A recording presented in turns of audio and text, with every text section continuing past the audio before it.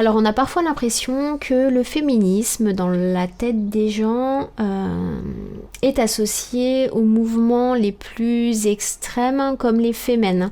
Donc ils pensent à des mouvements violents, ils pensent à l'hystérie. Alors vous remarquerez que l'hystérie est d'ailleurs bien souvent réservée aux femmes. Les femmes sont de grandes hystériques, c'est bien connu. Parfois je me demande si ça a du sens de me considérer comme étant féministe et d'être parfois associée à des discours qui ne me correspondent pas parce qu'il y a bien sûr plusieurs formes de féminisme. Alors personnellement, je ne me vois pas arrêter de me considérer comme féministe. Ce serait pour moi antinomique et je pense que les mots sont importants. Il est également très important pour moi de montrer que le féminisme a plusieurs visages. Et pour toi, le féminisme, qu'est-ce que c'est ? C'est vrai que dans sa définition, le féminisme, c'est un mouvement dit militant. Donc ça suppose que pour être féministe, il faut agir et combattre. Moi, c'est une définition qui me gêne un peu parce que pour moi, on peut se définir comme féministe sans pour autant faire partie d'une asso ou aller manifester, par exemple. Pour moi, le féminisme, c'est plutôt une mentalité et une façon de vivre et d'agir qui prendrait en compte en fait toutes les particularités de chaque individu et surtout qui viserait à supprimer les inégalités. Donc en fait, tout simplement, pour moi, c'est l'idée de la femme libre. Est-ce que tu te considères comme étant féministe ? Alors oui, bien sûr, je me considère comme féministe. Et encore une fois, on n'a pas forcément besoin de mener des actions publiques pour être féministe. Moi, je me sens féministe parce que je veux pouvoir décider de mes actions et de ce que je peux faire et de ce que je ne peux pas faire. Et surtout, je trouve ça intéressant de se sentir comme appartenant à un mouvement parce que j'ai envie d'évoluer auprès des autres femmes et que tout ensemble, on trouve notre place et notre liberté dans la société actuelle. Est-ce que certaines batailles féministes te dérangent ? Est-ce qu'il y a des choses avec lesquelles tu n'es pas d'accord ? Alors, chacun mène son combat comme il l'entend et je me sens vraiment en accord avec les batailles qui y sont menées, souvent par des groupes ou des assos féministes. C'est vrai que souvent, on s'attend quand on parle de féministes, à voir des femmes dans la rue avec les seins à l'air et qui combattent de façon très très active et soi-disant violente. Mais en fait, moi, ce qui me dérange, c'est la mauvaise image qu'en donnent les médias. Récemment, j'ai vu une couverture du magazine Valeurs Actuelles. Et en gros titre, c'était « Comment les féministes sont devenues folles ». Et quand on lit ça, quand on lit l'article, en fait, c'est écrit « Elles censurent notre culture, elles insultent la police ». Elle fantasme le patriarcat, elle s'assoit sur la présomption d'innocence, dégrade la langue française, préfère le foot féminin, demande l'égalité au WC et casse l'ambiance en soirée. Et moi, c'est cette image du féminisme qui est véhiculée par les médias qui me dérange. Parce que c'est pas le combat des féministes et la façon dont elles mènent leurs actions qui est dérangeant. Chacun mène son combat de la manière dont il l'entend, mais c'est l'image qu'en donne la presse. C'est fou parce qu'en fait c'est tellement irréel cet article que ça donne presque envie d'en rire, mais le problème c'est qu'il y a vraiment des personnes qui pensent ça. Alors nous sommes tous des humains et pourquoi selon toi il est intéressant de témoigner en l'honneur des femmes et non en l'honneur de l'humanité tout entière ? Est-ce que tu fais une différence entre le féminisme et l'humanisme ? Témoigner en l'honneur des femmes, c'est plus légitime pour moi. C'est quelque chose que je vis et que je connais depuis toute petite. Dans leur vraie définition, ni féminisme ni humanisme ne me conviennent vraiment, parce que le féminisme veut améliorer le rôle et les droits de la femme, mais toujours dans le but d'égaliser l'homme. Donc il y a une idée de supériorité qui ne me convient pas vraiment, un but à atteindre en quelque sorte. Et cette idée, en fait, on la retrouve dans l'humanisme, sauf que cette fois, c'est l'humain qu'on place au-dessus de tout le reste, donc des animaux, des végétaux, etc. Et j'aime pas non plus cette idée que l'humain est supérieur au reste, ni que l'homme est supérieur à la femme. Et dans les deux sens, en fait, on doit lutter pour atteindre l'égalité avec quelque chose qui est supérieur. Et c'est pour ça que je pense que c'est plutôt un combat d'équité plutôt que d'égalité. Je sais pas si tu connais cette image, en fait, où il y a 3 personnages derrière une barrière, un très très grand monsieur qui voit de l'autre côté de la barrière, un moyen qui ne voit pas, mais qui peut presque atteindre l'autre côté, et un tout petit qui lui, ne voit rien du tout. Et en fait, l'égalité, c'est de donner une caisse de la même taille à chacun. Ce qui fait qu'en fait, le grand voit très très bien, le moyen peut voir de l'autre côté, mais le tout petit ne peut toujours pas voir. Et en fait, l'équité, ce serait cette fois de ne pas donner de caisse à celui qui est plus grand et qui voit déjà de l'autre côté, une caisse au moyen qui peut voir avec seulement une caisse, et 2 caisses au tout petit pour que, en fait, du coup, tout le monde puisse voir. Donc pour moi, c'est plutôt le principe d'équité qui est intéressant à travailler dans l'idée du féminisme plutôt que l'idée d'égalité. Alors le mouvement féministe continue à se développer et la place des hommes au sein de cette lutte questionne. Peuvent-ils se définir comme féministes ou bien doivent-ils se satisfaire d'un statut qu'on considère un peu un statut d'allié ? Est-ce qu'on peut considérer que c'est un combat sincère ou une volonté de conserver ses privilèges ? Et selon toi, est-ce qu'il peut y avoir des hommes féministes ou est-ce que c'est un domaine qui est réservé aux femmes ? Parce qu'au final, ce sont pas eux qui subissent les injonctions. Ils peuvent avoir des poils parce que c'est viril d'avoir des poils. Ils peuvent sortir pas maquillés sans qu'on leur demande s'ils sont malades. Ils peuvent s'habiller comme ils le souhaitent sans être jugés de frivoles. Donc est-ce que selon toi, il peut y avoir des hommes féministes ou c'est un domaine qui est réservé aux femmes ? Alors je pense qu'ils ne subissent pas les mêmes injonctions que nous, mais qu'ils subissent aussi pas mal de pression. C'est vrai qu'en tant que femme, c'est clairement une horreur. On a une pression énorme de la société, des hommes et même des autres femmes. C'est-à-dire qu'on ne doit pas avoir de poils, on doit être gentille et souriante, si on porte des vêtements trop couvrants, alors soi-disant on ne va jamais plaire aux garçons, et si on a le malheur de porter des vêtements trop courts, en fait on nous juge de frivoles, de filles faciles. Mais je pense que la vraie différence de ce point de vue entre hommes et femmes, selon moi c'est la sexualisation, c'est-à-dire qu'on sexualise beaucoup le corps de la femme. Elle doit être belle, sexy, mais pas trop, classe mais pas rigide, etc. Alors que l'homme, lui, il subit aussi des injonctions, sauf que il doit donner une image de quelqu'un qui travaille, qui peut soutenir sa famille, ils doivent être virils. C'est ça qu'on demande à l'homme, et ce n'est pas sexualisant en quelque sorte, alors que la femme, c'est une injonction sexualisante.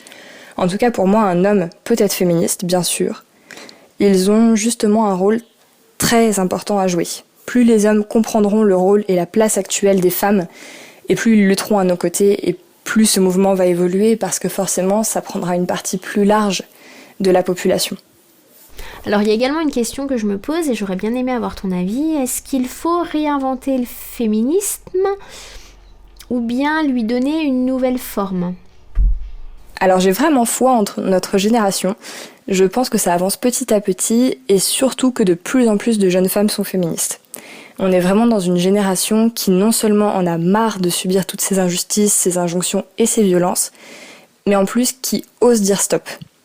Le féminisme se modifie et change à chaque moment car toutes les personnes qui font partie de ce mouvement le vivent à leur façon.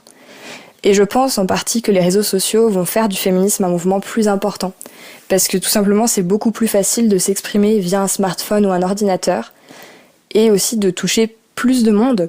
Donc c'est-à-dire que c'est plus simple en fait de mettre un commentaire sur une image sur Instagram plutôt que d'aller lutter dans la rue et de montrer son visage. Mais mine de rien, c'est quand même quelque chose qui donne beaucoup de voix au mouvement du féminisme et qui va permettre à toutes ces jeunes filles qui rejoignent la cause, entre guillemets, de donner leur voix.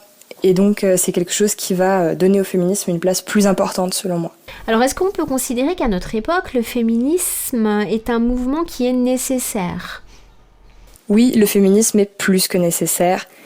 On est dans une société actuelle où il y a énormément de violences faites aux femmes, aux hommes aussi bien sûr, mais quand même principalement aux femmes. Et je pense qu'on ne peut pas continuer de vivre dans une société dans laquelle toutes ces violences sont normalisées. Et en fait, ça va au-delà du féminisme parce que là, c'est même du respect des droits humains. Et pas seulement envers les femmes, mais vraiment envers tous les êtres humains. Et là-dessus, les mentalités doivent évoluer. Et en fait, tout simplement, ça ne doit pas être normal de vivre dans une société où on accepte ça. C'est pas possible, il faut vraiment que la mentalité évolue pour ça. Et donc le féminisme peut faire évoluer cette mentalité, et c'est en ça pour moi qu'il est réellement nécessaire. Et quelles sont les revendications féministes qui sont les plus importantes pour toi ? Je dirais que c'est l'égalité des salaires, tout simplement parce que je trouve ça fou qu'une femme gagne moins qu'un homme à compétences et à expérience égales. C'est pas normal, c'est vraiment quelque chose que j'ai du mal à comprendre. Et ça se montre dans pas mal de pays. Je crois qu'il y a les pays du Nord qui sont un peu plus réglo là-dessus. Mais si on regarde les salaires en France, effectivement, pour exactement le même travail, les mêmes compétences, la même expérience, les mêmes diplômes, tout ce qu'on veut, une femme gagne souvent moins qu'un homme. Et c'est vraiment quelque chose qui est injustifié, donc pour moi c'est un combat vraiment très important. Alors quelles sont les injonctions sur les femmes qui te pèsent le plus ? Les critères de beauté qu'on nous impose. Ça m'a pesé très longtemps. Je me souviens que quand j'ai eu mon premier amoureux et qu'il venait à la maison, je me demandais en fait comment j'allais faire pour être belle au réveil. C'était une période où j'avais de l'acné, j'avais des cheveux super durs à coiffer, qui étaient crépus, gras, enfin voilà, l'adolescence. Et donc j'avais monté toute une technique pour cacher du maquillage dans le placard à côté de la chambre de mes parents, pour pouvoir me maquiller avant son réveil. Donc en fait voilà, je mettais mon réveil tout doux plus tôt et j'allais dans le placard à côté pour me maquiller, pour surtout pas qu'il voit que en fait j'avais un peu de boutons, j'étais mal coiffée, j'avais même mis des petits chewing-gums pour sentir bon la menthe au réveil. Et donc avec du recul en fait on pourrait se dire que c'est fou, sauf que quand j'y repense, il y a à peine 2 ans, quand je me suis installée avec mon amoureux actuel, ma plus grande préoccupation c'était de savoir comment j'allais faire pour être tout le temps épilée. Parce que avant on était en relation à distance, il habitait aux États-Unis. Et donc c'était pas très compliqué, je savais qu'avant d'aller le voir, je prenais mon rendez-vous chez l'esthéticienne et comme ça c'était nickel pendant 2 semaines et tout allait bien. Sauf que je me suis dit, mais quand on va habiter ensemble, comment je vais faire ? Parce que avec l'épilateur, il faut que ça repousse un petit peu avant pour que je puisse épiler de nouveau. Avec le rasoir, c'est une horreur. Donc c'était vraiment un casse-tête pour moi et une réelle inquiétude. Tout ça parce que oui, c'est imposé par la société et pour moi un garçon aimait une fille sans poils. Maintenant, finalement, j'ai trouvé la solution. Je m'épile quand j'ai envie. Mais voilà. L'autre truc qui me dérange beaucoup, c'est de ne pas pouvoir porter les vêtements que je veux, surtout en été. En fait, je me sens très bien dans ma peau, je me trouve belle et j'adore porter des robes. Donc c'est vraiment pas un souci de montrer mon propre corps. Mais c'est surtout qu'en été, il fait très chaud et si je dois aller faire un tour en ville, et ben tout simplement je vais plutôt choisir un pantalon et un petit haut, même sous 35 degrés, parce que je sais que si je porte une robe ou un short un petit peu trop court, et ben je vais me faire siffler, accoster, je vais avoir la boule au ventre dès que je croise un groupe de garçons. Et donc ça, j'ai pas encore passé le cap, et j'adorerais pouvoir me dire que je me moque du regard des autres, parce que c'est ce que je fais en hiver, par exemple quand je porte des pulls de Noël en février, mais en été, c'est pas le ridicule que je crains, c'est vraiment l'insécurité. Quels sont les défis qui, pour toi, sont les plus importants à relever en tant que féministe ? Pour moi, c'est de montrer aux jeunes filles qu'on est libre de notre corps et qu'on fait les choses parce que ça nous plaît à nous, et pas parce que la société nous l'impose. Je voudrais qu'on arrête de dire aux jeunes filles de ne pas s'habiller trop court pour sortir. L'idéal, ce serait que peu importe ce que tu portes, ça ne change pas ta sécurité. Le réel défi, c'est de faire changer les mentalités. Est-ce que l'éducation actuelle amène les petites filles vers une égalité des sexes ? Pour ça, je pense que ça dépend de chaque famille. Mais globalement, j'ai l'impression que la différence entre garçons et filles au niveau de l'éducation, ça commence à s'effacer un peu. Je ne pense pas que mon éducation aurait été différente si j'avais été un garçon et que j'avais eu ce même caractère, bien sûr. Si mon caractère avait été différent, bien sûr mon éducation aurait été différente. Mais par contre, ce qui aurait certainement différé, c'est que j'aurais sûrement entendu que j'étais trop sensible pour un garçon. Parce que ça marche aussi dans l'autre sens. Les garçons aussi ont des injonctions sur leur caractère. Mais par contre, je ne sais pas si j'aurais joué au même jeu, par exemple. Alors pas trop mes parents, mais je pense surtout mes grands-parents auraient eu tendance à m'acheter des jouets de garçons, entre guillemets, et à m'emmener faire des activités dites de garçons. Parce que leur éducation à eux faisait une vraie différence entre les deux sexes et à l'école, c'est ce qu'ils ont appris. Et c'est vrai que petite, mes grands-parents m'ont beaucoup acheté de poupées, de dinettes, donc des jeux qu'on attribue aux petites filles plutôt. Et je pense que si j'avais été un garçon, ça aurait été différent. J'aurais certainement eu des petits outils ou des petits camions, des choses comme ça. Mais par contre, je pense que mes parents m'auraient laissé choisir mes jouets et mes activités parce que c'est ce qu'ils ont toujours fait. Donc, quelle a été ton éducation en tant que petite fille ? Penses-tu qu'elle aurait été différente si tu étais un garçon ? Alors c'est rigolo parce que j'ai beaucoup entendu dire ce pour une fille, comme tu dis, mais plutôt à l'inverse de toi. J'étais plutôt réservée et calme, mais j'ai beaucoup entendu c'est normal pour une fille. Et en fait c'est nul parce que ce n'est pas mon sexe qui me définit, mais c'est mon caractère, mon éducation et mon vécu. Et c'est vrai que je pleurais tout le temps quand j'étais petite, d'ailleurs même maintenant, mais parce que je suis vraiment très sensible, et quand j'étais petite, j'entendais tout le temps « c'est normal, c'est une fille », dans la bouche de mes camarades garçons, mais aussi dans la bouche des adultes qui m'entouraient. Et en fait, voilà, on peut dire que c'est pas normal de faire quelque chose pour une fille, comme de dire des gros mots, de fumer, etc. Mais c'est tout aussi dérangeant, je trouve, de dire que c'est normal pour une fille. Parce que ça veut dire que si on ne fait pas ces choses-là, alors est-ce qu'on n'est pas une fille ? Ou est-ce que si on est un garçon et qu'on pleure tout le temps, est-ce qu'on est une fille ? En fait, voilà, c'est très dérangeant de se dire que c'est notre sexe qui définit notre caractère et nos actions, et non pas simplement la personne qu'on est. Alors il y a une expression que j'ai souvent entendue lorsque j'étais plus jeune. Par exemple, lorsque je m'allume une clope, j'ai souvent entendu « c'est pas joli de fumer pour une fille ». Ou bien pire, c'est vulgaire une cigarette dans la bouche d'une fille. Comme si c'était chouette pour un mec d'avoir les dents et des doigts jaunes, une haleine de cendrier et le teint gris. Cela dit, l'image virile du beau mec qui dans les films s'allume une clope après avoir joui, je pense, a encore de beaux jours devant elle. J'ai eu également, plus jeune, une période un peu rebelle où je disais souvent des gros mots. Et les gros mots, c'est pas beau pour une fille. Je me souviens une fois où j'étais au lycée, je devais avoir à peu près 15 ans. J'ai changé de coupe de cheveux et un mec de ma classe m'a dit que je ressemblais à une actrice porno. Ce à quoi j'ai répondu par un bon gros doigt d'honneur des familles. Une prof l'a vu et m'a dit « mais tu te rends pas compte, c'est pas beau pour une fille ». En revanche, la comparaison à une actrice porno, c'est pas grave. Et toi, quelle est ton expérience face à cette expression pour une fille ?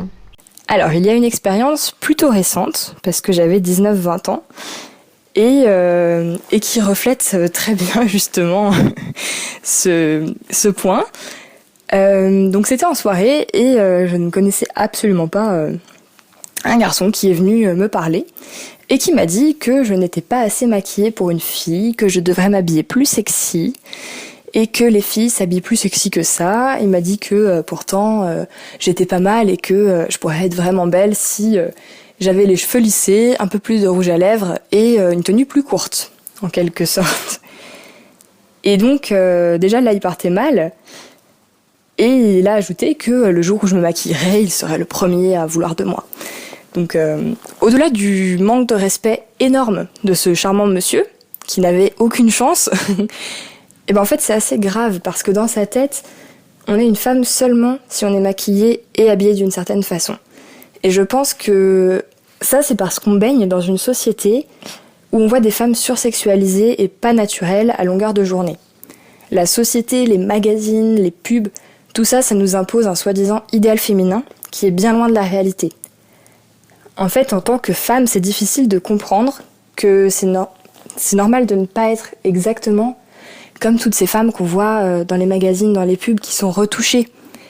Et c'est quelque chose qui, depuis toute jeune, en fait, me dérange beaucoup. Parce qu'on est toutes différentes et c'est pas parce qu'on n'est pas maquillée, pas habillée avec des vêtements sexy qu'on n'est pas attirante.